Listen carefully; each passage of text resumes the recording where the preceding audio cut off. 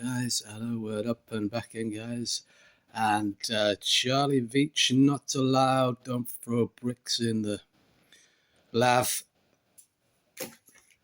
And such a way to make a living.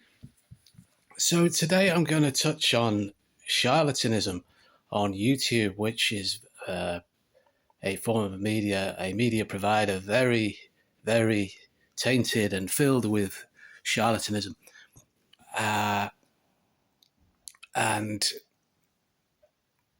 what I've touched on before is this use of isms and political correctness by narcissists who, when it least applies to them, political correctness, and yet they want to draw every last drop in their victim narrative of political correctness. And we see this more and more.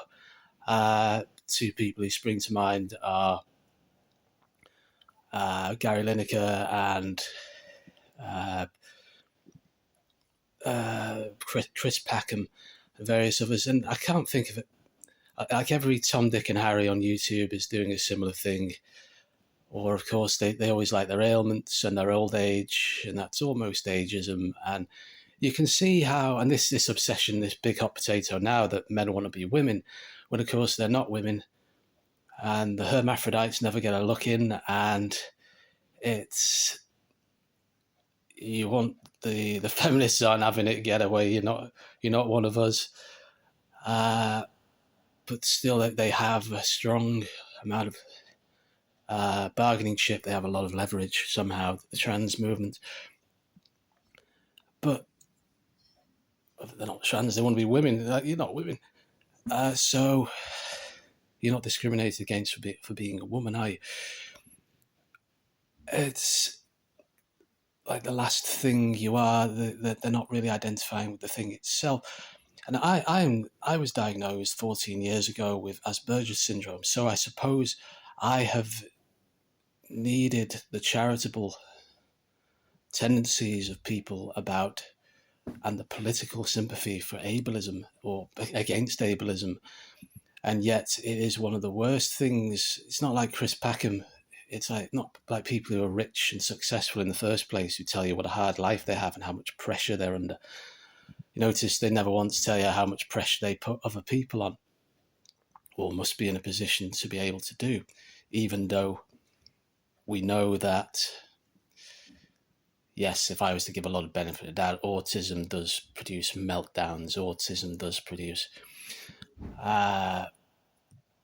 problems that nobody else can fully understand, to do with sensory and cognitive problems and social and communication problems. And yet look at them, look at the position they're in.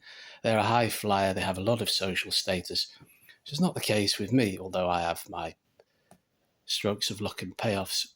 It struck me that I don't really have meltdowns. I have serious, probably codependent stress with people who behave very badly and very wrongly, who are predatory, both people you know or people you don't know very well. And this 9 years ago is sort of what culminated in me thinking, why am I not assertive? What's really going wrong here? And I guess that's about it for today. Although, no, I'll finish. The theme of being easily pleased is another narcissist thing they like, isn't it? I like this. We all know you don't follow people according to what they say they're easily pleased by. That's a very narcissistic thing.